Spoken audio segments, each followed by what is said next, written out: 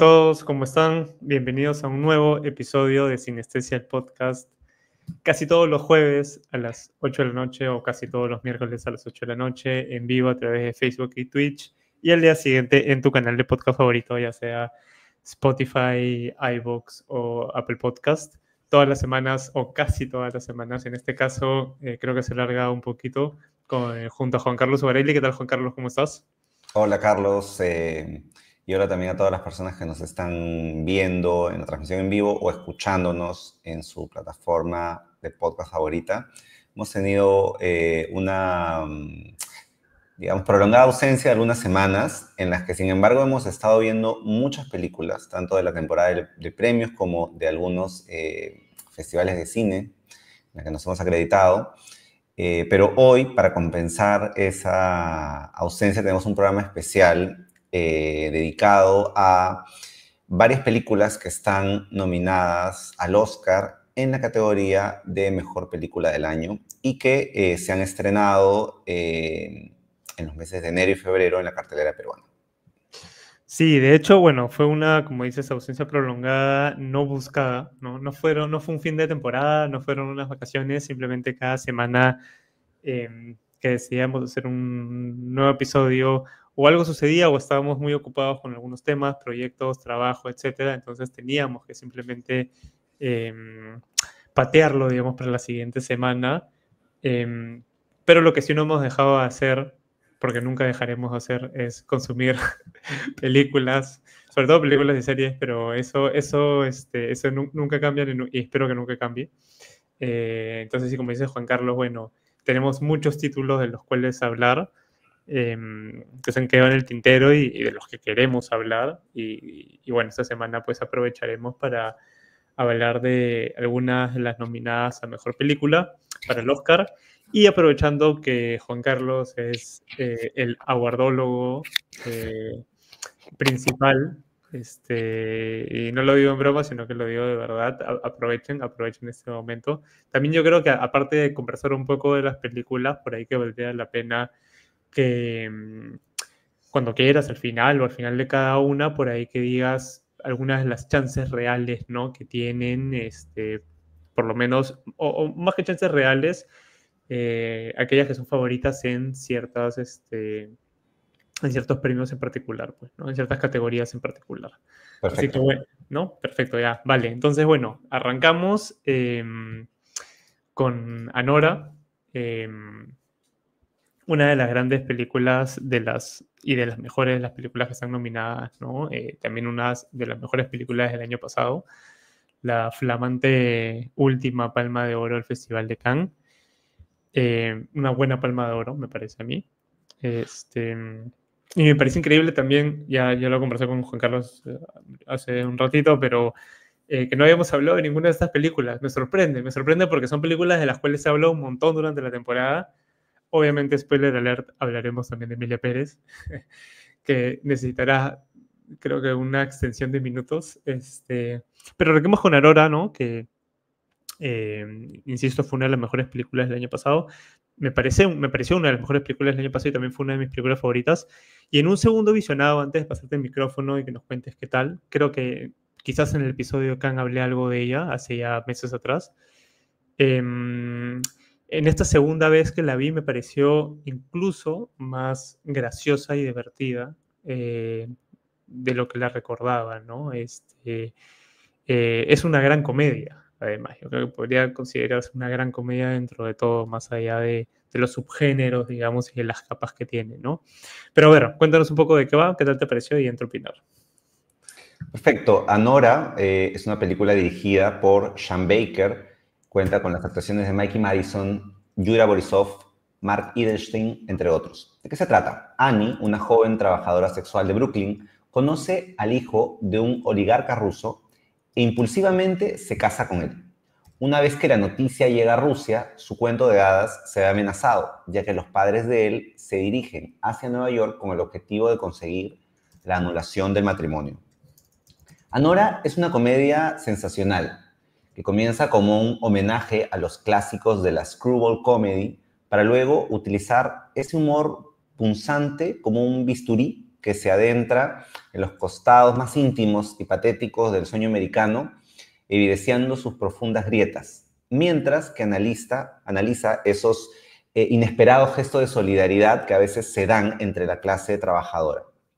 El cineasta estadounidense Sean Baker se ha especializado en retratar con mucha sensibilidad y una mirada humanista a esos personajes que viven en los márgenes de la sociedad y que buscan la mejor manera de sortear los obstáculos en un entorno que puede ser muy deshumanizado y egoísta, ¿no? Pienso, por ejemplo, en las mujeres transgénero de la película Tangerine, la familia de Sin Hogar o Homeless de Florida Project, gran película con Willem Dafoe, o pienso en la ex estrella del cine porno en Red Rocket, ¿no? Como todos ellos, la stripper Annie de la película Anora es una sobreviviente.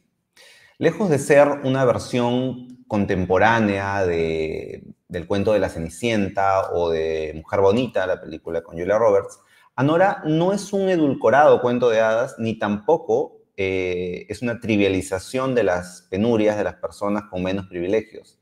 Annie no teme tomar al toro de su destino por las astas para intentar sacarle la vuelta al sistema. Pero su sueño americano pronto se transforma en una pesadilla a medida que la familia de Vanya, su flamante esposo, y los matones que trabajan para ellos tratan de deportar a Annie de ese paraíso al que ella acaba de llegar. Mikey Madison ofrece en el rol de Annie una actuación fenomenal y que está colmada de distintas capas, ¿no? Es un personaje con mucho ímpetu, con valentía, con ingenio y descaro.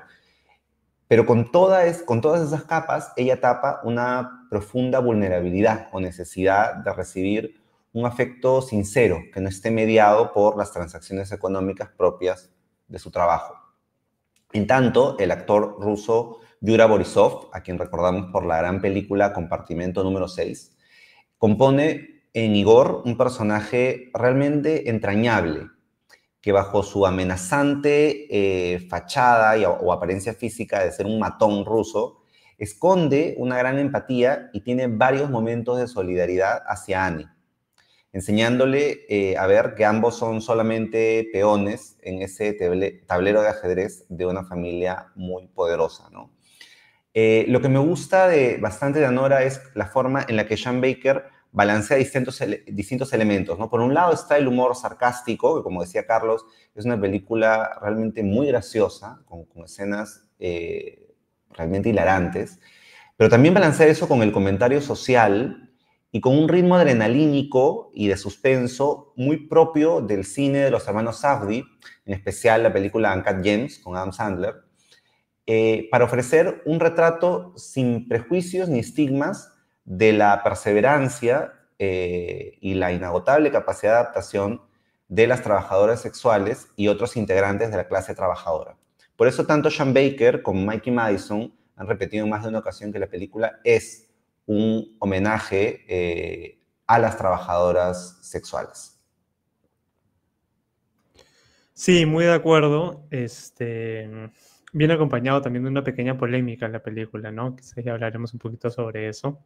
Dentro de esta guerra sucia, digamos, que sucede antes de guerra limpia a veces y guerra sucia también, ¿no? Que sucede antes de que el Oscar lance, más que lance las nominaciones, vote, ¿no? También ya nos contarás un poco más de ello.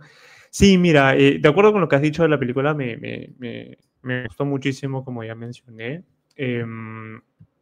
Me pareció bacán también, y esto ya es una cosa mía que no lo he revisado, no lo he confirmado tampoco, pero sospecharía, creería que hay esa especie como de imaginación, imaginario mío, ¿no? Medio romántico, entre comillas, donde creo que Sean Baker en aquella edición de Cannes, donde participó con Red Rocket, a la par estaba participando también en competencia, compartimento número 6, ¿no? Entonces, me gusta pensar, quiero pensar que Sean Baker vio esa película que le encantó el personaje de Yura Borisov y que desde ahí ya lo pensó como el personaje que iba a ser en Anora, ¿no? E incluso también me parece divertido que podrían entremezclarse los universos, ¿no? Uno podría coger el personaje de Compartimento número 6 y después de, valga la redundancia, recomendamos mucho esa película, y que luego del arco de ese personaje en Compartimento número 6, ¿no? Y esta evolución, transformación que tiene después del encuentro con la otra protagonista, uno podría imaginarse que ese personaje migra a Estados Unidos y ahí nomás, a las semanas o a los meses, termina entrando en esta historia, ¿no? Podría ser, es, digamos, algo fuera de lo real, pero igual me gusta mencionar, me gusta pensarlo en todo caso, ¿no?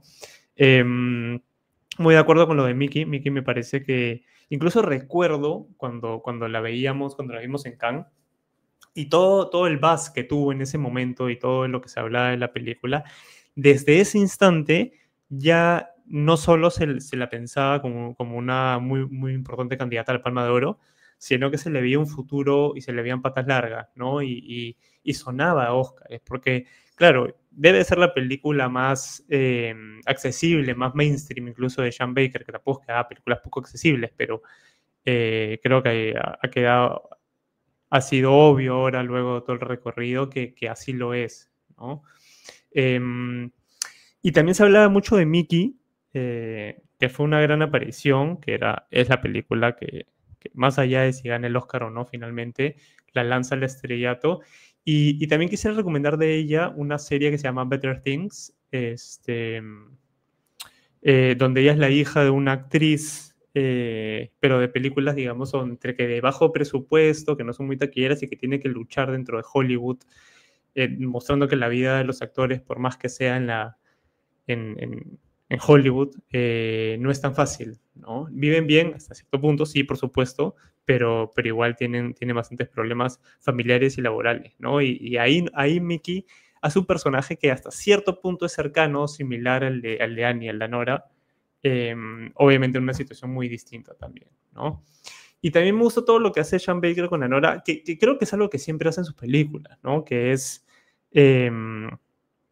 aparte de hablar de cierta clase trabajadora, también hacer una especie como de crítica o de vuelta de tuerca al popular, al famoso sueño americano, ¿no? Desde el lado en el que estés, dentro del engranaje, ¿no? O formes parte de todo lo que significa y todo lo que promueve y genera, ¿no? Esta real y falsa idea del sueño americano, ¿no?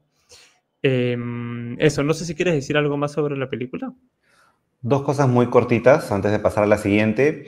Uno es que me gusta muchísimo la escena final. Entiendo que es una escena que incluso puede haber generado un poco como en algunos espectadores de confusión, no entienden muy bien qué es lo que pasa. Es un final un poco ambiguo, pero me gusta mucho porque siento que entre los dos personajes que están en esa escena final se han ido embotellando a lo largo de la película ciertas sensaciones o sentimientos de deseo, de sensualidad, de rechazo, de confusión, de miedo, de confusión, y al final todo eso explota en esa escena de una manera deliberadamente ambigua, pero que también tiene una tristeza inherente muy interesante.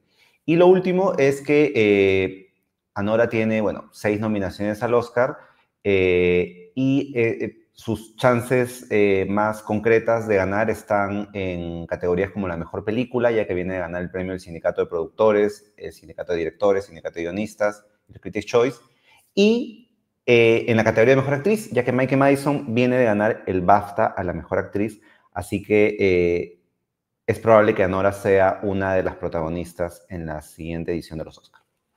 Bacán. O sea, dirías que es la favorita para ganar esta categoría y también que Mickey es actualmente la favorita en Mejor Actriz. En películas sí, es actualmente la favorita, aunque no está completamente cerrado con candado. Y en Mejor Actriz todavía está muy reñido entre Demi Moore y Maika Madison, ¿no? Vamos a ver qué pasa este domingo en los premios del Sindicato de Actores. Ya, perfecto. Bueno, pasemos a la siguiente entonces, redoble de tambores, porque no es ni más ni menos que Emilia Pérez. Yo estoy acá listo para ser funado, olímpicamente funado, porque, en fin, debo ser honesto con lo que me sucedió a mí, ¿no? Yo cuando la vi, también estuvo en el Festival de Cannes. Yo salí muy contento de la película. Claro, a ver, en ese momento todavía no había polémica, no se había generado toda la conversación post o pretemporada, digamos. No se sabía todo lo que se sabe ahora. Vi la película y tampoco es que investigué, ni sabía en relación a la producción, si habían trabajadores mexicanos o no, o sea, digamos, todo lo que ha ido surgiendo y que por supuesto que me ha cambiado, no necesariamente mi valoración de la película en sí, en cierto punto, bueno, en ciertas cuestiones sí, pero obviamente todo lo relacionado a lo externo a la película es concluyente, es innegable, ¿no? Pero cuando salí de verla esa primera vez, me gustó, la disfruté mucho. Tampoco me pareció ni la mejor película de la edición, ni la mejor película del año, ni lo hubiera nominado a 13 categorías, probablemente yo no lo hubiera nominado ninguna, ¿no? Creo que también hasta cierto punto flaco favor le ha hecho a la película ser tan nominada, ser la más nominada de todas encima. Creo que si bien la conversación ha sido muy valiosa, la película tampoco merece este buzz y merece estar en boca de todos, ¿no? No llega a ser una película ni tan buena ni tan importante como para ello.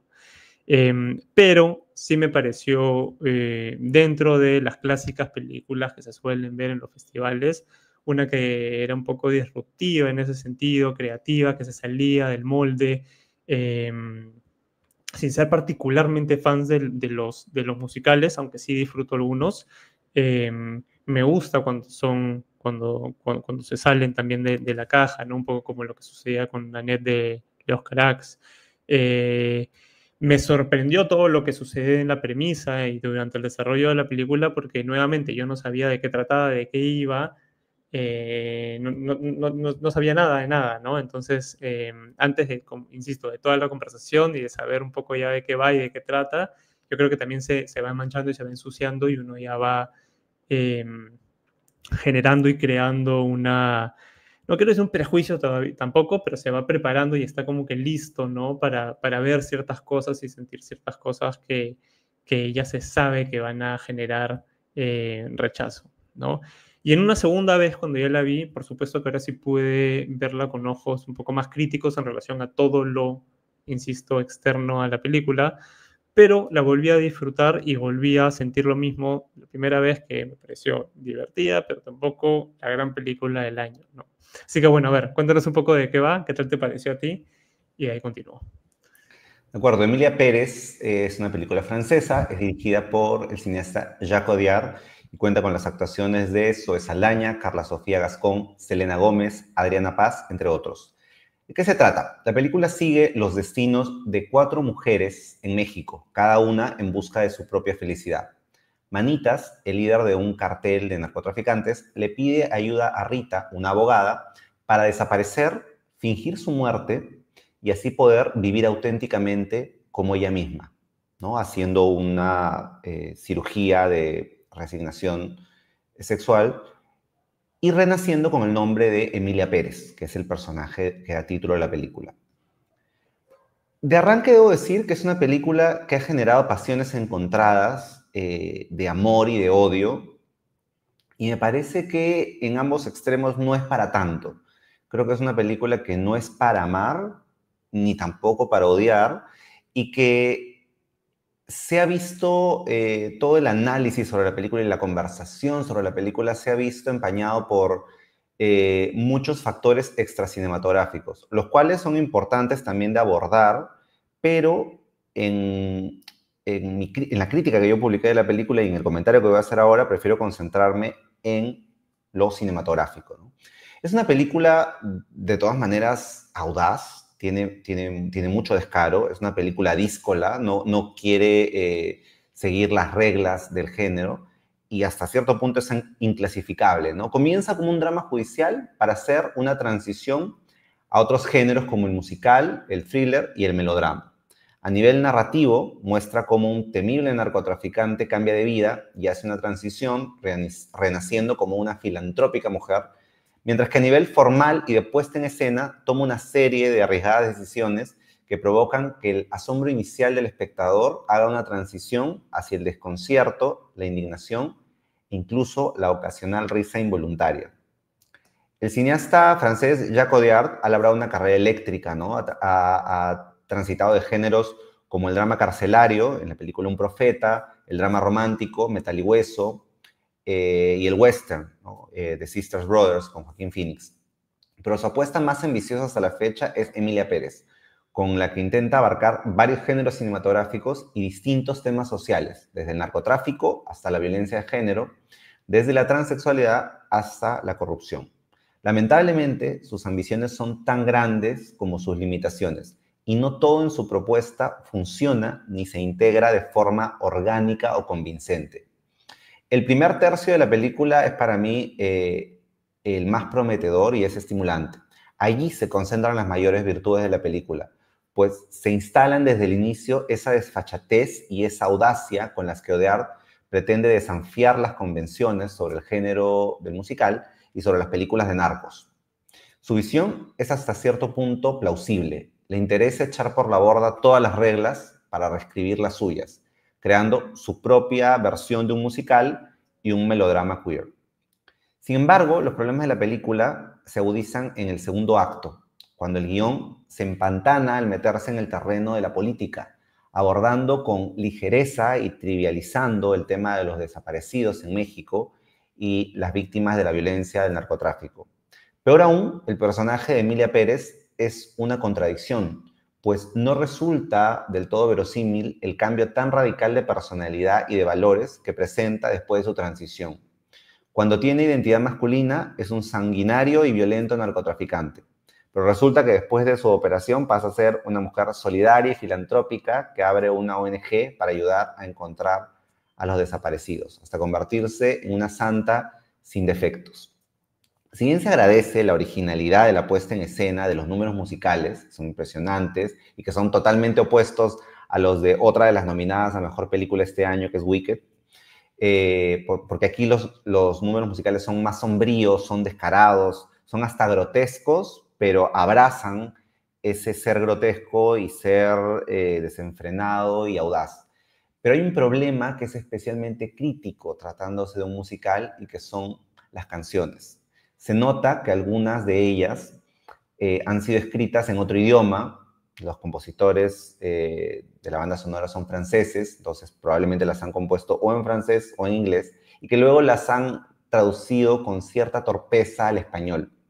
Pero más allá del idioma, hay algunas letras que son demasiado delirantes, extravagantes o incluso hasta incoherentes, lo que sumado a la mala pronunciación de Selena Gómez o el canto que por momentos es exageradamente solemne de Carla Sofía Gascón, termina produciendo, como decía al inicio, algunas ocasionales risas involuntarias.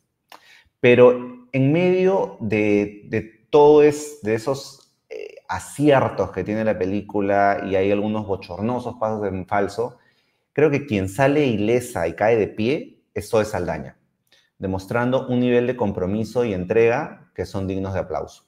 Y justamente la mayor opción de triunfo que tiene Emilia Pérez en el Oscar está en la categoría de Mejor Actriz de Reparto, ya que Zoe Saldaña se ha llevado todos los premios televisados hasta el momento, Globo de Oro, Critics' Choice, BAFTA, y es muy probable que la veamos recogiendo el Oscar a la Mejor Actriz de Reparto. Otras dos categorías en las que tal vez podría ganar la película son Mejor Película Internacional y Mejor Canción, premios que ya ha ganado en otras premiaciones, pero ahí tiene un poco de competencia, ¿no? ¿Y quién es su principal competidora en Mejor Película Internacional? Ya hablaremos de su principal rival más adelante en este episodio. Sí, muy de acuerdo en básicamente todo lo que dices. Aprovechando lo de su principal competidora, entrando un poquito en el spoiler, también es interesante que es una película que habla de uno de los puntos más importantes y y complejos y peliagudos de Emilia Pérez, que tiene que ver con la desaparición de las personas, ¿no?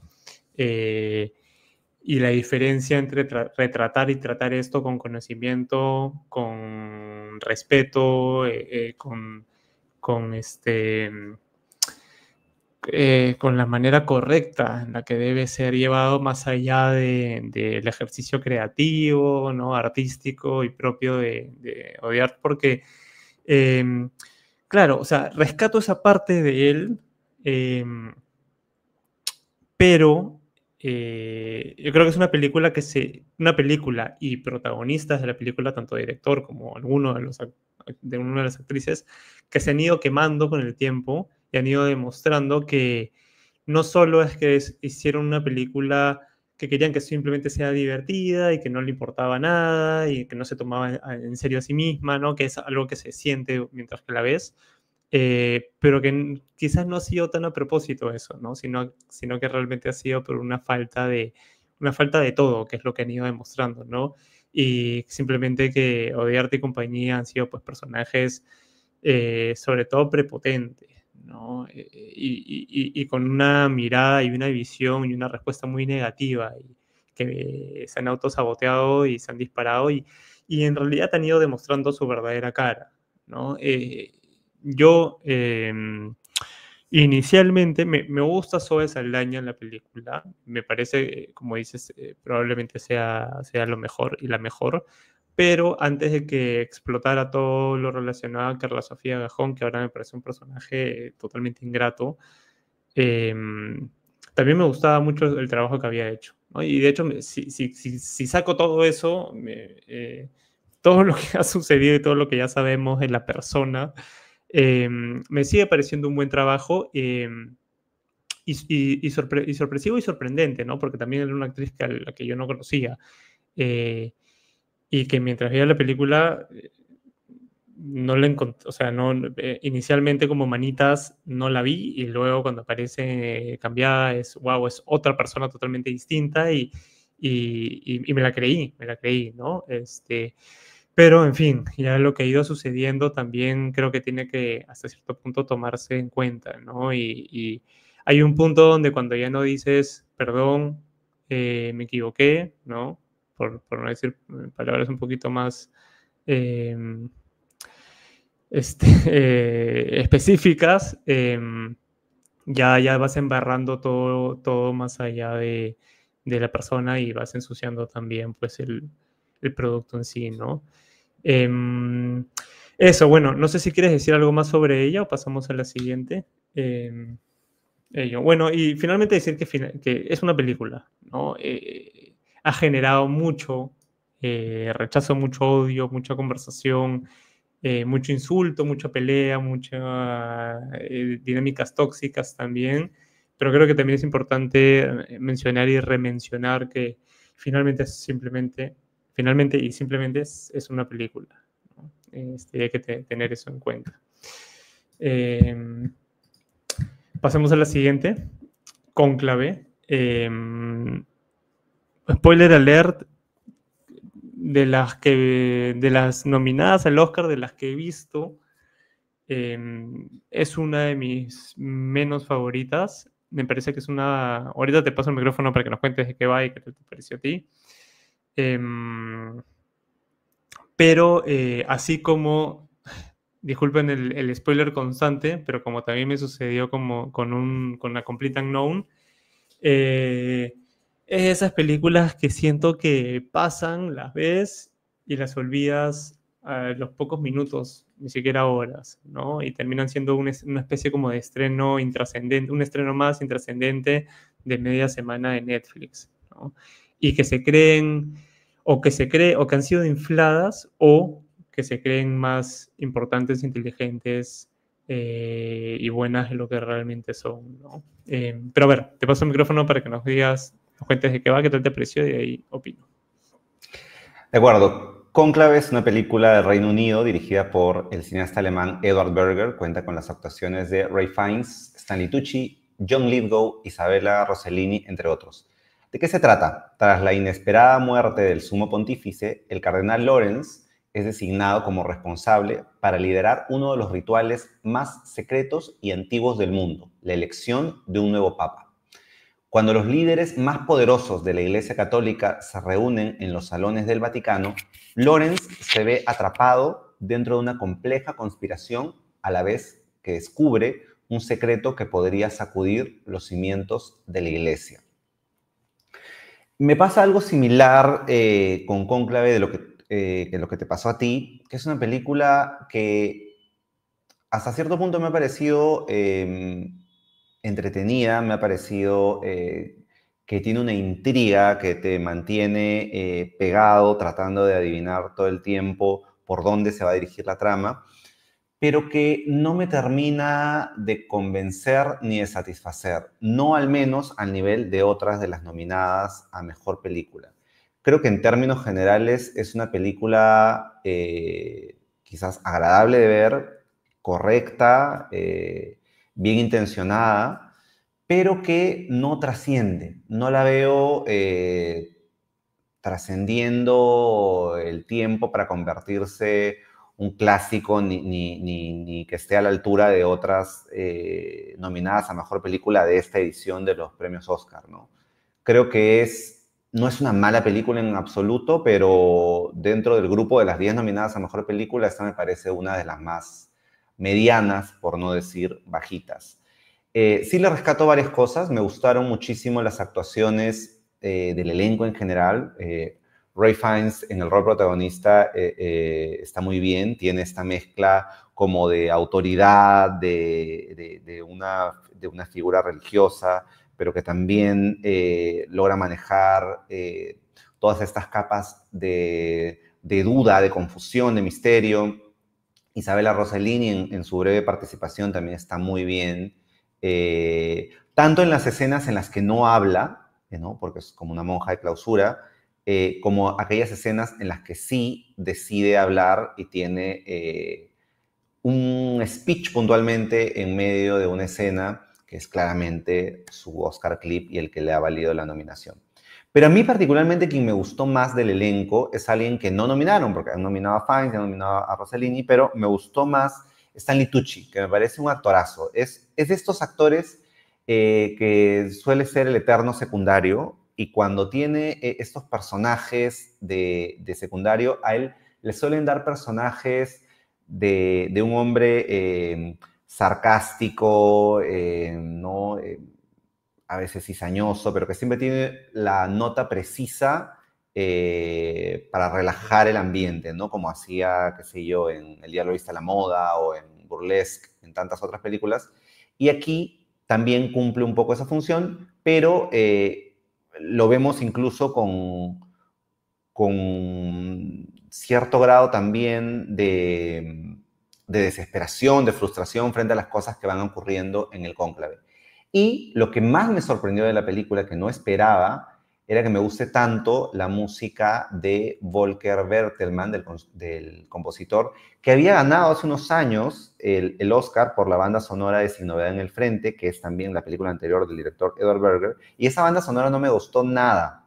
Ganó el Oscar a la mejor música y recuerdo que ese año renegué muchísimo, porque además le robó el Oscar a Babylon, que tiene una banda sonora pues fantástica, ¿no? Entonces, esa vez la Academia lo premió y me pareció pues un robo, un sinsentido, pero esta vez sí ha compuesto una banda sonora que me parece magnífica, ¿no? Tiene todas estas notas de misterio, tiene toda esta música a base de instrumentos de cuerda, de violines, que le da un aura de suspenso, de misterio y de intriga a la película, que yo pienso que si le quitas la música compuesta por Volker Bertelmann, se cae la mitad de la película, ¿no? Gran parte de esa atmósfera de intriga que tiene la película es gracias a la música, y creo que es una de las mayores chances que tiene la película de ganar. Está en Mejor Guión Adaptado, premio que ha ido ganando en varias premiaciones, y en música está reñido entre esta y El Brutalista, que vamos a hablar en un momento del Brutalista. ¿Y qué es lo que menos me convence de la película? El guión. Yo siento que el guión comienza con cierta fuerza, con cierta intriga, desarrollando todas las conspiraciones y las facciones, mostrando las facciones que hay dentro del cónclave y de la iglesia en los 2 primeros actos, hasta que en el tercer acto ya ciertos diálogos y situaciones se vuelven demasiado subrayados, demasiado explicativos. Hay ideas que se hubieran podido expresar y mostrar de una manera mucho más sutil. Acá se van al extremo opuesto de la sutileza y se empiezan a suceder ya una serie de situaciones cada vez más forzadas, cada vez más inverosímiles, como digo, más subrayadas, hasta llegar a un final que sí es impactante, sin duda, pero que también es completamente inverosímil y jalado de los pelos, ¿no? O sea, es como que sacado del sombrero del mago, oye, ¿qué es lo más inverosímil y forzado que se nos puede ocurrir? Bueno, ya lo meten, ¿no? Eso. Creo que es una película ciertamente olvidable y que no hubiera merecido tantas nominaciones, pero que es entretenida y se deja ver, sí, pero no sé qué tanto va a perdurar la prueba del tiempo. Sí, muy de acuerdo. No creo que perdure mucho. Ya nos contarás si tiene chances reales de ganar o no. Sí, en realidad me pasó lo mismo. La película se va desinflando notoriamente. Creo que el comienzo me pareció bastante bueno y me sorprendió y dije, uy, interesante. Como dices, además la banda sonora eleva. Me preocupó porque dije, esto se ve bien, se está construyendo bien. Es hasta cierto punto simple, pero tiene algunos elementos que, como la banda sonora, que hacen que esto se esté elevando interesantemente. Pero hay un punto donde ya se convierte en una suerte como de código Da Vinci que se cree más interesante e inteligente, ¿no? Y transgresora de lo que realmente es, ¿no? Y termina siendo pues como lo has dicho, una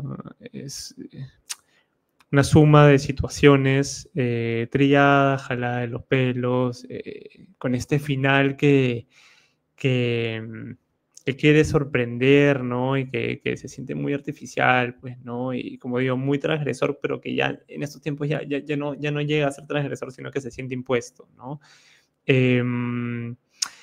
Y algo que me complicó mucho a mí, creo que es lo que menos me gusta de la película, que obviamente tiene que ver con el guión, como lo has mencionado, es que no me terminé de creer, sobre todo, los comportamientos, actitudes, eh, madurez de los personajes, porque claro, estamos hablando finalmente de líderes políticos, de líderes espirituales, de los máximos líderes espirituales de la religión católica, que tienen sus trapos sucios, por supuesto, que son corruptos, pederastas, delincuentes, etcétera, etcétera, o sea, todo lo que todos sabemos, y que tienen intenciones maquiavélicas y perversas y maléficas también, sí, pero deben ser y tienen que ser personas pues bastante menos simplonas, ¿no? Y fácil y mucho más difíciles de convencer eh, que los personajes que aparecen en esta película, ¿no? Donde con un simple discurso que se cree más brillante y más inteligente y más potente de lo que en verdad es, termina consiguiendo estos votos eso para mí fue lo que me sacó de la película, ¿no? Porque entiendo que sea en pos de generar un ejercicio ya más de tensión y de diversión y entretenimiento, ok, pero no pude entrelazar ambos mundos. Me complicó ver a todas estas personas, yo sin ser religioso y mucho menos creo que lo he demostrado ahorita mismo diciendo lo que pienso de varios de estos líderes, pero sí me los imagino bastante más curtidos y inteligentes y sabios hasta cierto punto, ¿no? Entonces creo que eso fue mi para mí el punto más flojo de la película, ¿no? Bueno, eso, no sé si quieres decir algo más sobre ella o... Muy cortito, que sí, coincido contigo, sin entrar en spoiler, pero hay una escena en la que hay una oposición entre dos personajes que son ya casi caricaturescos y que son ya muy maniqueístas, ¿no? Uno es el malo malísimo y otro es el bueno buenísimo, y cada uno tiene un discurso marcado y muy subrayado para poder, digamos que orientar los votos hacia hacia un lado u otro en la elección, pero es como, les faltan matices para... Todo es muy, muy extremo y muy maniqueísta. Y finalmente, como decía hace un momento, el Oscar más probable que puede ganar es el de guión adaptado, puede que el de música también, esa categoría está un poco peleada, pero no descartemos que pueda sorprender en otras categorías principales como mejor película también, porque acaba de ganar el BAFTA a la mejor película y recordemos que el año pasado como el 90 y tantos % de ganadores del Oscar venían de ganar el BAFTA. Así que no es la favorita para ganar mejor película, pero es una de las que está en el bolo. Así que creo que ahora sí podemos pasar a la siguiente película, que es, spoiler alert, El la que Brutal. más nos ha gustado. Sí, rapidito nomás sobre Cónclave, Sí, sí, quería decir perdón. un par de cositas. Una que es Stanley Tucci Corazón también, me olvidé de mencionarlo. Ralph Fiennes también, pero Stanley Tucci Corazón.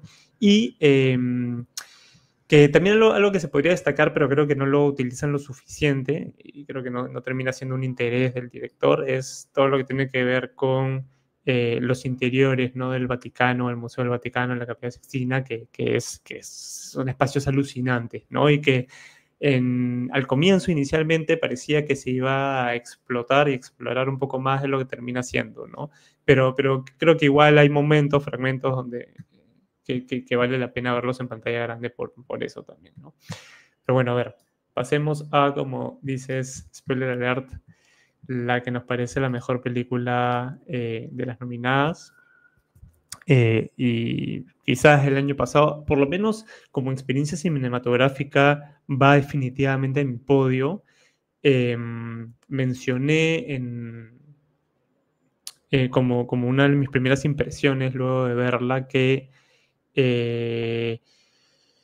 uno de los últimos momentos donde recuerdo salir del cine y de haberme visto avasallado por una experiencia así tan como monumental y colosal, había sido después de ver There Will Be Blood, Petróleo Sangriento de Paul Thomas Anderson, eh, que es una obra maestra, una de las mejores películas del siglo. Podría pelearse el puesto número 1, podría, pero eso es una discusión aparte. No siento que The Brutalist sea tan redonda y perfecta como ella. Creo que hay algunos puntos donde flaquea, sobre todo en su segunda parte después del intermedio, y que se hace en su epílogo. Creo que no llega, o sea, no llegué a sentir específicamente y tal cual, ¿no? Pero es como para una sensación de la grandeza, esa sensación como de película catedral, ¿no? Que sucede con The Brutalist. Y creo que hasta el intermedio eh, es perfecta. Es perfecta y provoca pararse a aplaudir y decir, bueno, esto es cine, ¿no? Para esto vengo a una sala de cine, esto es lo que quiero que una película me entregue, y esta es la forma en la que quiero salir después de ver una película, ¿no? En absolutamente todo sentido de la palabra. Pero a ver, cuéntanos un poco de qué va, qué tal te pareció, y de ahí entro con algunas opiniones. De acuerdo, El Brutalista es un drama dirigido por Brady Corbett. Cuenta con las actuaciones de Adrien Brody, Felicity Jones, Guy Pearce, Joe Alwyn, entre otros. ¿De qué se trata? Huyendo de la Europa de la posguerra, el visionario arquitecto Laszlo Todd llega a Estados Unidos para reconstruir su vida, su obra y su matrimonio con su esposa Erzsébet, tras verse obligados a separarse durante la guerra a causa de los cambios de fronteras y regímenes. Solo y en un nuevo país totalmente desconocido para él, Laszlo se establece en Pensilvania, donde el adinerado y prominente empresario industrial Harrison Lee Van Buren reconoce su talento para la arquitectura. Es una película ciertamente monumental, no solo por su duración, sino por sus ambiciones, que, ya que trata sobre un visionario arquitecto, es una película que se yergue como una construcción imponente, áspera en su textura y descomunal en sus dimensiones, cuyos materiales son el trauma posterior a la guerra, la dura experiencia del migrante en una tierra desconocida y el choque entre la visión creativa de un artista y la mirada pragmática de un empresario capitalista. El director estadounidense Brady Corbet filma una película que es ciertamente ambiciosa, ¿no? Dura 3 horas y 35 minutos, incluyendo un intermedio. La ha filmado en el formato ya casi extinto de VistaVision y posee una puesta en escena que está milimétricamente cuidada, en la que tanto la narración como las actuaciones y los aspectos formales destacan por su envolvente verosimilitud y sobriedad. A pesar de esa extensa duración, nada sobra en El Brutalista. Cada escena y cada plano son piezas que forman parte integral del conjunto y si se les retira, crean un desbalance. Como antes lo hicieron Francis Ford Coppola en El Padrino 2 o Paul Thomas Anderson en Petróleo Sangriento, que mencionaba Carlos hace un momento, Corbett se aventura a narrar los aspectos más impactantes de la vida de un hombre y a partir de él pintar el retrato de la nación estadounidense en un momento decisivo de su historia. Y en todos los casos, el poder del dinero y del capitalismo juegan un rol clave tanto en la construcción como en la destrucción de los cimientos de la existencia de ese hombre y del país que lo acoge. Adrien Brody está sensacional. Ofrece aquí la mejor actuación de su carrera, con el perdón del pianista que le valió su primer Oscar, porque aquí alterna el dolor incontenible de las heridas, tanto físicas como emocionales, de la guerra, el embriagador deseo de crear una obra artística que trascienda a su tiempo y la desilusión de comprobar que ese sueño americano no es lo que parece en un inicio. También me gustaron muchísimo Felicity Jones como la esposa del protagonista y Guy Pearce, que tiene un rol maquiavélico, ¿no? Como este poderoso mecenas que trata a las personas como recursos descartables, que los elimina y los desecha apenas dejan de generarle dinero. El excelente guión de Brady Corbet y Mona Fastball, que abarca una gran variedad de temas, ¿no?, relacionados a la vida de la posguerra, ¿no?, y los incorpora al viaje interior del protagonista, se complementa a la perfección con la fantástica banda sonora compuesta por Daniel Blumberg, que crea una sinfonía de sonidos que hipnotizan y retumban, ¿no?, como los golpes de las herramientas en una construcción, y también se complementan con la dirección de fotografía de Lol Crowley, que compone imágenes cargadas de mucho simbolismo, ¿no? Como aquel inolvidable encuadre de la Estatua de la Libertad de cabeza que ven Laszlo y los otros migrantes cuando llegan a Estados Unidos. Esa imagen, ¿no?, de la Estatua de la Libertad de cabeza es muy evocadora y presagia lo que vamos a ver a lo largo de las siguientes horas de película, que es esa promesa rota de libertad que esconde este entorno donde se van a ver distintas formas de abuso, de humillación e incluso de esclavitud detrás de una falsa amabilidad con la que se le recibe a estos migrantes al inicio, a su llegada. Es una gran película y, como dije en el spoiler alert, es para mí mi favorita de las 9 nominadas a Mejor Película que he visto hasta el momento. Me falta ver una, me falta ver Nickel Boys, pero de las 9 que he visto, este es mi favorito. Suscribo. También me falta ver Nickel Boys. Que tengo una más que ligera sospecha que me va a fascinar. De hecho, me enteré hace poco que su director, cuyo nombre no recuerdo de Nickel Boys, estuvo invitado con su documental previo, me parece que el Festival de Cine de Lima. Yo fui a esa función, no recuerdo por qué, cómo así llegué a esta función hace unos años atrás. Él estuvo ahí presente y el documental me pareció fabuloso. Y eso ha sumado a que mi interés por Nickel Boys crezca bastante. Le tengo muchas ganas a esa película, pero no creo que, tal vez me guste igual, no sé, no, ya veremos, pero no creo que me deje esta sensación monumental, ¿no? Por lo menos que tiene el Brutalista, que en ese sentido creo que por lo menos de las nominadas se las lleva todas de encuentro, ¿no? em, que también tiene que ver con el uso del VistaVision, ¿no? Y todo lo que eso significa y permite en una película, en un sentido visual. Bueno, audiovisual también, pero visual, ¿no? Sobre todo es otra la sensación y son otras las posibilidades. Y aún así es una película que dura casi 4 horas y es bastante, entre comillas, barata dentro de lo que podría ser, ¿no? Cuesta, creo que me parece que costó menos de $10 millones y se siente como una película pues, que podría costar 50 o 100 y se ve mucho mejor, y es mucho mejor y se ve mucho mejor que la última Capitán América que costó $150 millones, ¿no? El presupuesto, nuevamente, y como siempre suele suceder, no lo es todo. Hay varios momentos, me parece que es una película además que si bien es sobrecogedora en casi que todo su metraje, creo que hay algunos momentos que sobrecogen por completo, ¿no? Y que, insisto, tienen este elemento cinematográfico que te supera y que es delicioso cuando eso sucede, ¿no? Como mencionaste, el momento de la estatua, toda la secuencia que termina en la estatua volteada, esta secuencia también de Felicity Jones, el personaje Felicity, sin entrar en spoilers, pero encarando al mecenas y todo lo que sucede en relación al hijo también. La primera vez, por ejemplo, que abren esas estanterías de la biblioteca, ¿no? Que es hermoso, es una película muy, muy, muy hermosa. O toda la secuencia relacionada al mármol, ¿no?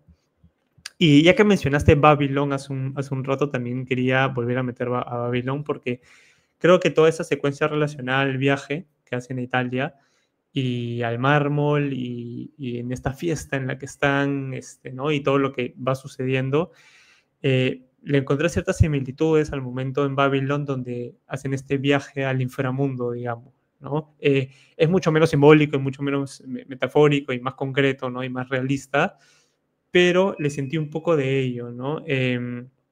Y también lo menciono porque he visto y también leído, y hasta cierto punto concuerdo en que la película quizás baja un poquito, ¿no? En su final. Pero a mí no deja de parecerme interesante y de tener sentido que haya esa especie como de, entre comillas, bajón. Yo todavía no estoy totalmente de acuerdo, no termino de fijar mi posición en relación a si realmente el ángulo y la manera en la cual lo lleva Brady a este final, esa segunda parte en todo caso, más que el final, ni siquiera arruine, sino que baje el nivel de la película, ¿no? La he visto una vez, quiero verla una segunda vez para poder concluir en ese sentido, pero todavía lo dejo ahí en las dudas. Y quería mencionar sobre el director, sobre Corbett, que también es actor, ¿no? Que hay una película de él que se llama, no recuerdo el título en español, se llama Mysterious Skin. Una película que me parece que vi zapeando en la tele hace muchos años, creo que en iSat, una película bien indie, súper interesante, donde, y eso también es importante para si hay algún fan o algún seguidor de la serie de Las Mesías, bastante nicho mi comentario, pero bueno, que el personaje, sin entrar en spoilers, le sucede algo muy similar que lo que le sucede al protagonista de las Mesías, y de hecho, nuevamente no voy a entrar en spoilers, pero cuando descubrimos qué es, supe y recordé que en esta película esto ya había sucedido antes, e incluso diría mejor que en La Mesías. Entonces, bueno, que en La Mesías, lo dejo ahí nomás como un comentario más. Eso, bueno, no sé si quieres decir algo más de la película o... Sí, un par de cosas más. Efectivamente, Brady Corbett tiene una amplia trayectoria como actor. Yo lo recuerdo sobre todo por el remake de Michael Haneke de Funny Games, Y como director, este es su, si mal no recuerdo, tercer largometraje, y el largometraje anterior, el primero es The Childhood of a Leader, y el segundo es Vox Lux, que se estrenó en la cartelera peruana, en el que Natalie Portman interpreta a una estrella del pop.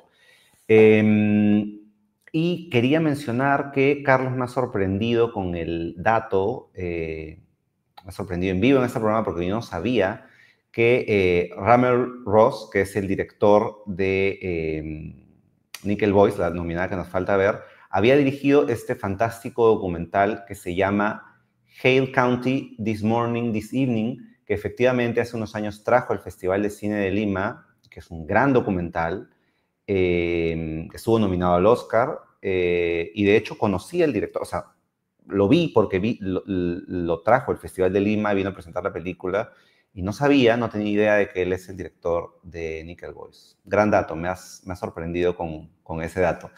Y para cerrar con El Brutalista, a mí particularmente, hay muchas personas que efectivamente, igual que tú, sienten que de repente la segunda mitad no es tan poderosa como la primera. Yo creo que muchos de los temas que se desarrollan en la primera más bien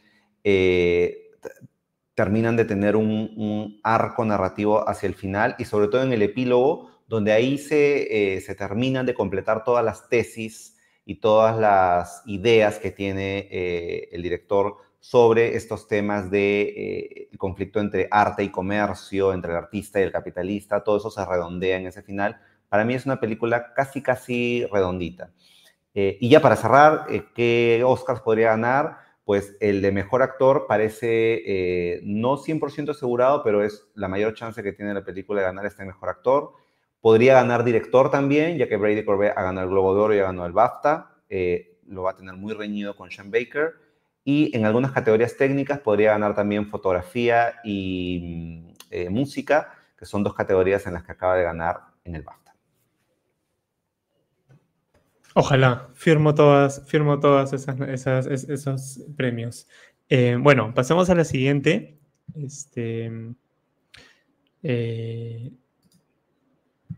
Aún estoy aquí. Película que yo vi la noche anterior, bueno, ayer, sea cuando sea que estén escuchando este podcast, si lo están viendo, efectivamente fue ayer. Y me destrozó. Todavía la estoy digiriendo, masticando, asimilando. Me generó varios nudos en la garganta.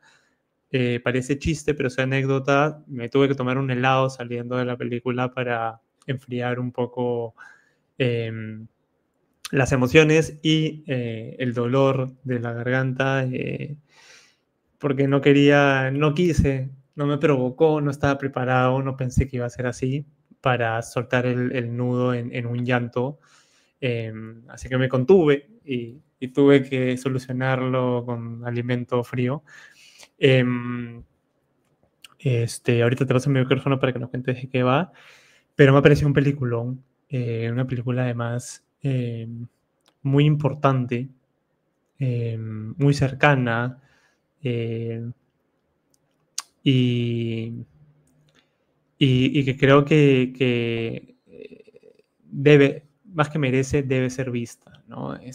La medida de lo posible, porque muestra muchas cosas, recuerda muchas cosas, explica muchas cosas, que dado los tiempos que hemos vivido algunos y que estamos viviendo, siempre es importante tener bien en la superficie para intentar, en la medida de lo posible, evitar que vuelva a suceder, ¿no? Porque como pasa en la película, como pasa en esta historia, que obviamente está basada en hechos reales, de la noche a la mañana la vida idílica se convierte en la máxima tragedia, y es algo que en Latinoamérica pues ha sido siempre una constante, y es el miedo de saber que esto puede, nuevamente, que puede pasar de la noche a la mañana, y si pasa, pasó, y no hay nada que hacer. No hay nada que hacer mientras dure, ¿no? Entonces, bueno, a ver, cuéntanos un poco de qué va para poner en contexto y qué tal te parece, y de ahí opino. De acuerdo, Aún estoy aquí es una película brasileña dirigida por Walter Salles, cuenta con las actuaciones de Fernanda Torres, Selton Mello, Fernanda Montenegro, entre otros. ¿De qué se trata? La película está ambientada en Brasil en 1971. Eunice es una madre de familia que se ve obligada a entregarse al activismo político cuando su esposo, el diputado Rubens Paiva, es capturado por el régimen durante la dictadura militar. Esta película es dirigida por Walter Salles, un director que previamente ya ha tenido películas nominadas y ganadoras del Oscar, como Estación Central, que fue nominada a Mejor Película Internacional, y también Mejor Actriz Protagonista para Fernanda Montenegro, que tiene aquí un cameo, una participación chiquita, pero poderosísima, casi al final de la película. Y también dirigió Diarios de Motocicleta, que es una película basada en los diarios de Che Guevara y que parcialmente fue filmada en Perú y es una coproducción peruana y que ganó Oscar a la mejor canción para Al otro lado del río, de Jorge Drexler. Entonces, Aún estoy aquí es un drama biográfico basado en hechos reales que, si bien narra un capítulo muy específico de la historia de Brasil, muestra la opresión de este régimen militar dictatorial con el cual, como decía Carlos hace un momento, varios países de Latinoamérica nos podemos identificar porque ha sido parte de nuestra historia también. Esto que ocurría en los años 70 y que se prolongó también hasta los 80 y más adelante, de las dictaduras militares, y donde había pues una rampante violación de los derechos humanos, donde la gente desaparecía sin dejar rastro y no te daban y los militares podían llevarse a una persona a interrogarla y luego nunca más la volvías a ver, ha sido parte, digamos, cotidiana de la historia de muchos de los países de América Latina. Y lo que muestra, Aún estoy aquí, ocurrió en Brasil, pero podría haber ocurrido tranquilamente también en Chile, en Perú, en Argentina. Era lo que ocurría en esa época, ¿no?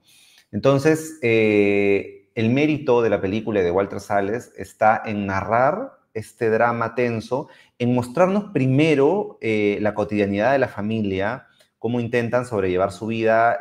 Es una familia muy numerosa, con hijos pequeños, con hijas más grandes, alguna de ellas se va a vivir al extranjero. Mostrar esa cotidianidad y cómo la vida idílica, la vida cotidiana familiar se quiebra a partir de que un día llegan unos militares, pero que están vestidos de civil y que se llevan al papá de la familia para interrogarlo, ¿no? Y a partir de eso, de cómo cambia la dinámica de la familia y cómo cambia el rol de la madre de familia, que es una ama de casa y que tiene que hacerse cargo de todos a partir de la desaparición de su esposo, es una representación de la forma en la que una dictadura socava los cimientos de una familia y a partir de ellos las estructuras de todo un país, ¿no? Que ocurría de forma similar, por ejemplo, en otra de las nominadas a Mejor Película Internacional este año, que es la iraní La semilla del fruto sagrado, ¿no? Donde también se ve cómo una dictadura afecta los cimientos de una familia y quiebra las dinámicas entre ellos. Es una película hasta cierto punto clásica y convencional en su narración, ¿no? No tiene grandes aspavientos ni fuegos artificiales dramáticos, pero es sumamente efectiva en su construcción del suspenso, de la intriga, de esa tensión constante, y se apoya muchísimo en la portentosa actuación protagonista de Fernanda Torres, quien está sencillamente notable y majestuosa en cada una de sus expresiones faciales, de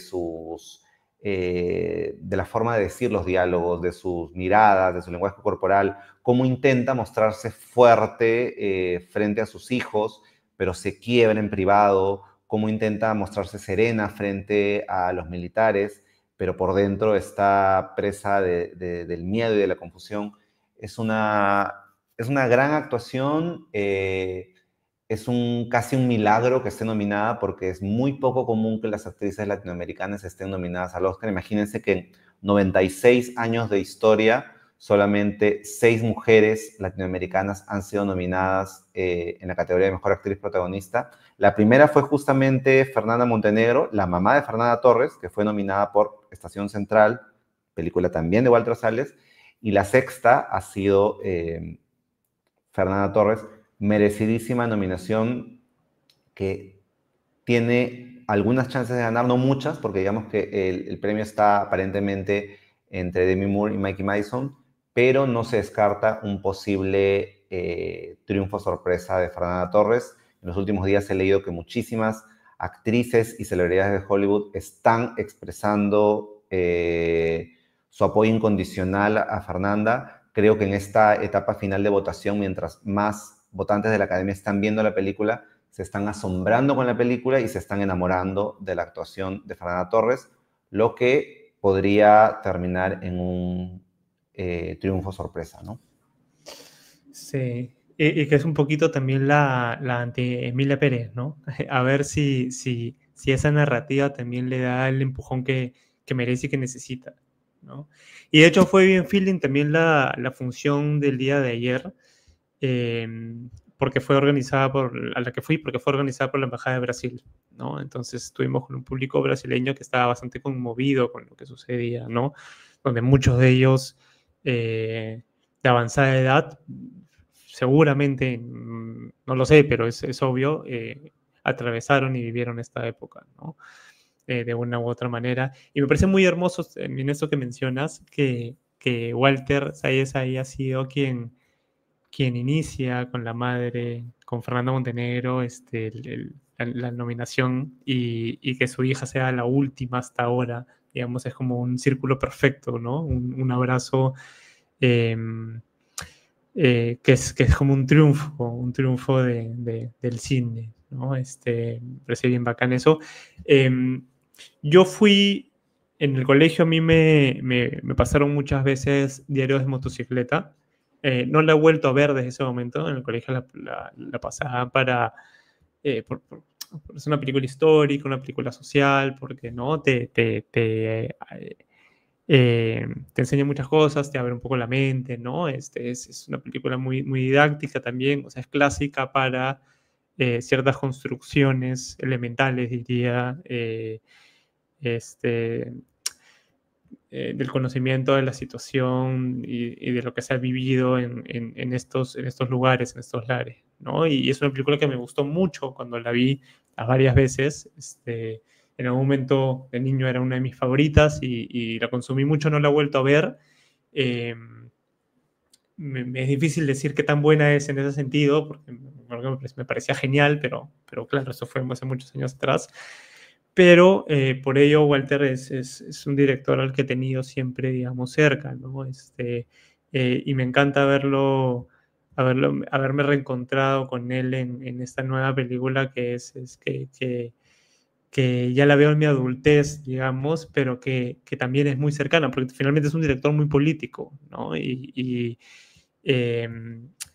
y que se ha tomado en serio esto de recordar, de contar, de narrar de seguir ayudando con el cine, porque claro, con Emilia Pérez también se puede decir es solo una película, pero también es verdad que a veces una película no es solo una película, ¿no? Y también me parece bacán que hace poco, no recuerdo en qué año fue, pero que se estrenó Argentina 1985. Y esta es como una especie de precuela, ¿no? Claro, es en Brasil, no es en Argentina, pero podría decirse que comparten universo, o sea, sí se comparte el universo, es básicamente la misma situación. Entonces también es un díptico interesante ver, claro, que en el caso de Argentina, por más que es un tema serio, es una película bastante más ruiseña, más jovial, más divertida, ¿no? Pero creo que funcionan bien vistas juntas, ¿no? Eh, la actuación de Fernanda Torres es espectacular. Yo la pongo en mi podio. Para mí, junto a Miki, junto a Demi, cualquiera de las tres, gane quien gane, voy a ser feliz. Así que listo, no me importa, que va a ser una de las tres, así que sea como sea, aplaudiré a la que sea.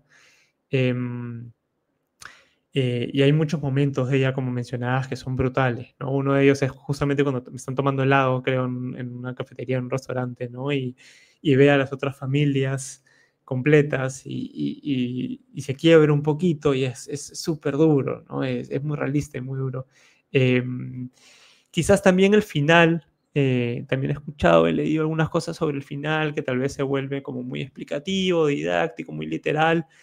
A mí no me molestó en lo personal, incluso lo del Alzheimer, que, bueno, es real porque son personajes que existieron, me parece muy, muy potente, ¿no? Porque es esta respuesta del cuerpo de hacer a la persona olvidar, obligarla a olvidar, eh, porque ya estaba, es como que estaba sufriendo tanto que si no olvidaba, digamos, se iba a pagar, ¿no? Y es como un mecanismo, es casi como un mecanismo de defensa. Brutal, pero es un poco también eso, ¿no? Y también, bueno, todo lo que tiene que ver con el tema de los militares, de los soldados, que es casi que película de terror, ¿no? Que también ya se ha visto aquí, por ejemplo, lo ha hecho Lombardi o Josué Méndez, y es esta idea muy, muy real de cómo los militares se transforman en unos robots sin empatía, sociópatas, eh, que no se detienen a cuestionar ni a pensar si lo que están haciendo qué tan mal está, ¿no? Lo cual es súper peligroso, ¿no? Pero bueno, es una realidad de los militares que sabemos que existe y que personajes como actuales en el mundo que existen en Perú como Montoya, digamos, representan, ¿no? Eh, bueno, eso, no sé si quieres decir algo más sobre la película. Algo muy cortito. Para mí es una de las tres mejores nominadas a Mejor Película. La pongo en mi podio, en mi top 3, junto con El Brutalista y Anora. Creo que esas tres están muy por encima del resto de nominadas en general. Quizás sí siento que donde pierde un poquito de puntos, no es que arruine la película en absoluto, pero siento que la película tiene dos epílogos que son como dos falsos finales, que cada uno es un salto en el tiempo. Tal vez yo le hubiera dejado solo uno de los dos, porque pierde un poco de efecto y de eficacia narrativa cuando tienes un epílogo que crees que es el final, crees que haya acabado la película, y luego viene otro epílogo que es como otro final. Distinto hubiera sido si la película estaba narrada en 3 actos y cada acto es una ambientación en el tiempo distinta, pero aquí no, casi toda la película está ambientada en el mismo año, en la misma década, y luego salta en el tiempo décadas después, y luego vuelve a saltar en el tiempo décadas después. Entonces, estos dos finales, quizás yo hubiera buscado la forma de amarrarlos, unirlos en uno solo, ¿no? Pero es una gran película, se estrena hoy, para quienes están viendo la transmisión en vivo, se estrena hoy, 20 de febrero, y no descartemos un posible triunfo de esta película, no solo en Mejor Actriz, sino también en Mejor Película Internacional, ya que con todas las polémicas que ha habido con Emilia Pérez y que Carlos mencionó cuando hablamos de la película, se ha hablado mucho de cuánto le puede afectar todas esas polémicas el hecho de que los votantes se sientan ya hasta culpables votando por ella, ¿no? Emilia Pérez ha ganado el Globo de Oro, el Critics' Choice y el BAFTA, pero muchas de las votaciones para esos premios fueron antes de que estallen todos los escándalos relacionados con Emilia Pérez, así que si hay una película que la puede derrotar en Mejor Película Internacional es Aún estoy aquí, que está nominada también en Mejor Película y en Mejor Actriz, así que yo personalmente preferiría que gane Aún estoy aquí. Vamos a ver qué pasa, pero tiene esas dos chances de ganar, ¿no? En Mejor Actriz y en Mejor Película Internacional. Así es.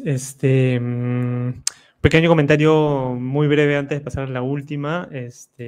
Para corazones almodovarianos y tildasuntianos, en este epílogo que mencionas, que es real, que también es como anticlimático, ¿no? Me sorprendió porque yo no sabía que Fernanda Montenegro salía en la película, que la madre salía en la película, y cuando la vi ella ya envejecida, inicialmente pensé que era ella, porque se parecen mucho, y pensé que estaba haciendo la gran Tilda Swinton. Por eso menciono lo de Almodóvar, ¿no? Pero rápidamente me di cuenta, efectivamente es la madre. Qué bonito, qué paja que lo hayan hecho de esa forma. Disculpen el pseudo spoiler para los que no lo han visto todavía, pero no se preocupen que tampoco es algo que cambie ni que arruine la película. Así que bueno, ello. Y ya para cerrar con lo último, pero no por ello, o tachamos eso, y mejor digo, y sí por ello menos importante, vamos con un completo desconocido, que, spoiler alert, aquí ninguno de los dos ha sido muy fan de la película, ¿no? Yo sí soy muy fan de Bob Dylan, no sé, Juan Carlos, si tú también lo eres, ya me contarás. Tampoco soy un fanático empedernido de Dylan, ¿no? Pero sí me parece lo sigo, lo he escuchado mucho, es uno de los músicos que sigo más, en ese sentido. Y desde el arranque yo ya sabía que Timothée Chalamet no me iba a convencer. Fui con el prejuicio, ni siquiera diría prejuicio, porque he visto varias películas de Chalamet y sabía que no iba a poder convencerme, por más que se esforzara mucho y por más que hiciera un gran trabajo, porque sí debo decir que creo, quizás sea su mejor trabajo desde Call Me By Your Name, por lo menos para mí. Tampoco es mucho decir, ojo, valga el comentario. Pero aún así me parece que no da la talla, ¿no? Creo que las otras y los otros están mejor que él.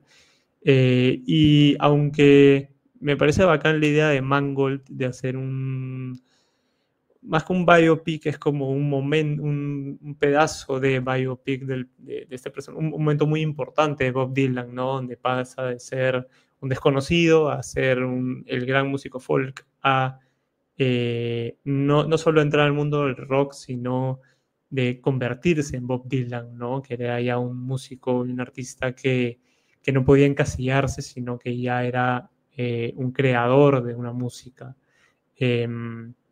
Por más que me parece bacán que haya escogido ese momento particular, creo que lo hace de una forma hasta cierto punto tan clásica que se vuelve tampoco mediocre, pero sí intrascendente, ¿no? Y débil y olvidable, ¿no? Así que bueno, a ver, cuéntanos un poco de qué va, qué tal te pareció y de ahí sigo opinando. De acuerdo. Un completo desconocido está dirigida por James Mangold, cuenta con las actuaciones de Timothée Chalamet, Edward Norton, Elle Fanning, Mónica Bárbaro, entre otros. ¿De qué se trata? Ambientada en la escena musical de Nueva York de principios de los años 60, cuenta la historia del meteórico ascenso de Bob Dylan, un cantante de folk de apenas 19 años, hasta las salas de concierto y lo más alto de las listas de éxitos. Sus canciones y su mística se convirtieron en un fenómeno mundial que culminó en 1965 con su inolvidable actuación de rock eléctrico en el Newport Folk Festival. Me pasa con esta película algo similar a lo que me pasó con Cónclave. Creo que es una película que en términos generales está correcta. Es una película en la que nada destaca de manera particular, pero tampoco nada desentona. James Mangold me parece un director ciertamente interesante, ¿no? Pero creo que esta no es su mejor película. Antes le hemos visto títulos pues como Logan o Ford versus Ferrari, que me parecen más interesantes, ¿no? Creo que Bob Dylan es un personaje real que ya tiene una fuerte carga de enigma, ¿no? Entonces, me gustó, por ejemplo, la película I'm Not There de Todd Haynes, en la que intentaba tratar de desentrañar el misterio de Bob Dylan, haciendo que sea interpretado por distintos actores, ¿no?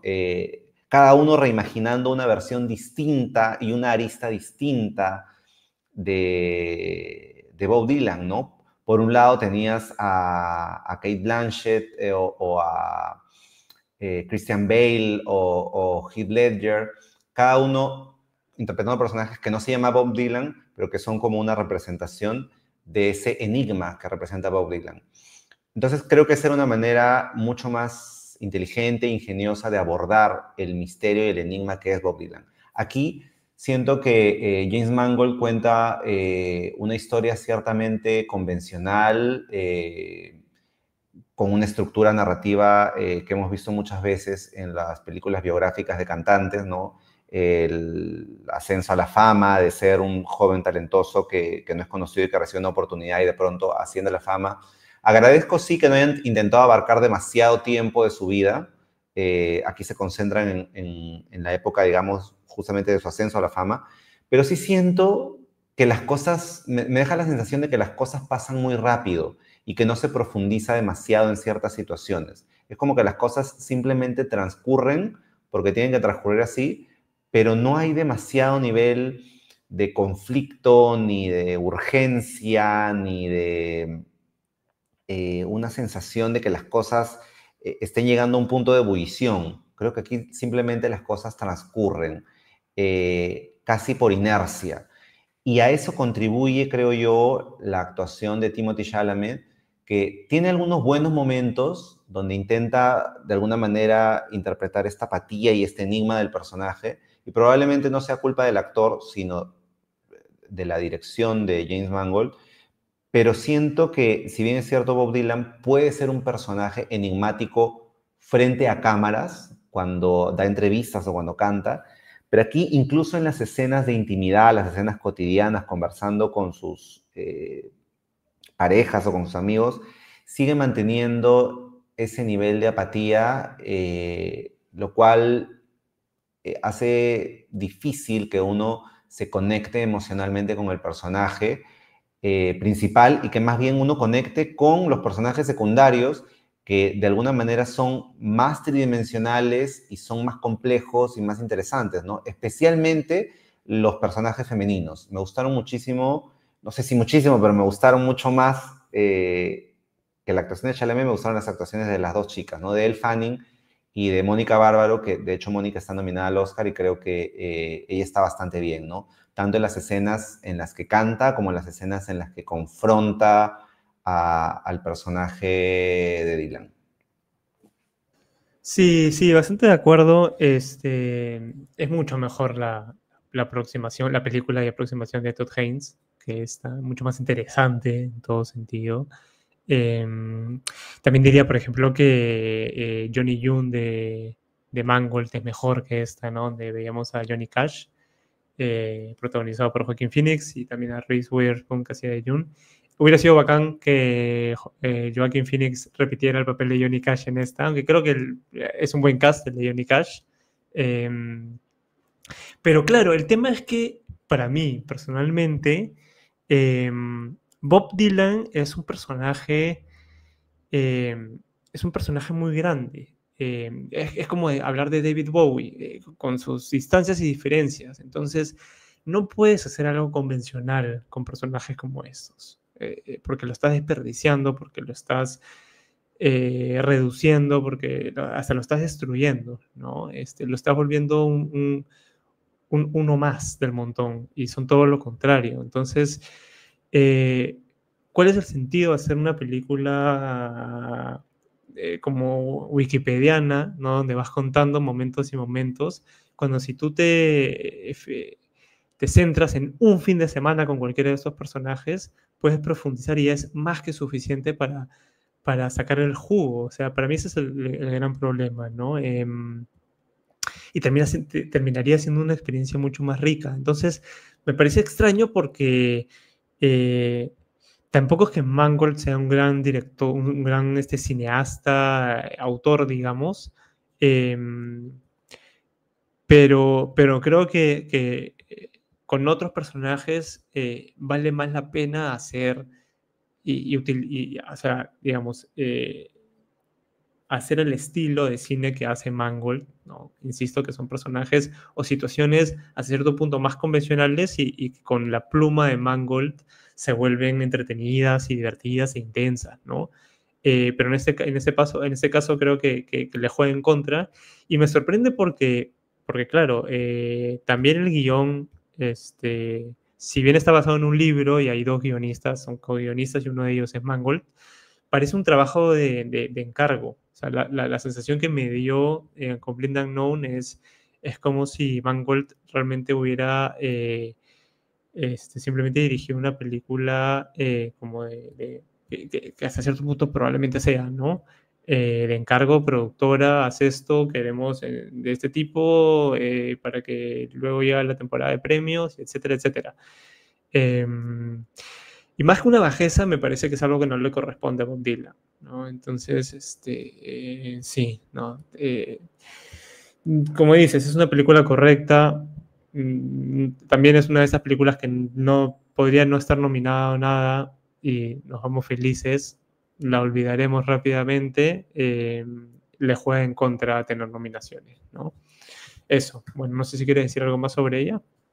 Muy breve, que entre sus opciones de triunfo, la más probable o la única que tiene, de las 8 nominaciones que tiene, la única en la que quizás podría dar la sorpresa es en la de Mejor Actor Protagonista para Timothée Chalamet. Es cierto que Adrien Brody se ha llevado todos los premios de la temporada, pero no olvidemos que a la Academia le encanta premiar películas biográficas en las categorías de actuación del Oscar, y si hay alguien que puede dar la sorpresa en Mejor Actor es Timothée Chalamet, ¿no? La película tiene 8 nominaciones, si están buscando alguna manera de premiar la película, su opción de triunfo más clara está en esa categoría. Las demás, pocas chances en realidad. Listo. Bueno, programa largo, creo que lo merecía, porque podríamos decir que podríamos haber juntado 4 programas en uno, o no sé cuántos es los que equivaldrían a la pausa que nos hemos tomado. Pero bueno, hemos regresado. Seguramente la semana que viene también haremos programa porque hay varias películas que todavía tenemos ahí en el tintero y que están estrenando estos días y que estamos viendo además. Así que eso, bueno, muchas gracias como siempre por acompañarnos y muchas gracias, Juan Carlos. Gracias a todos por escucharnos siempre y nos vemos muy pronto. Esta vez la pausa no será tan larga. Chao. Adiós.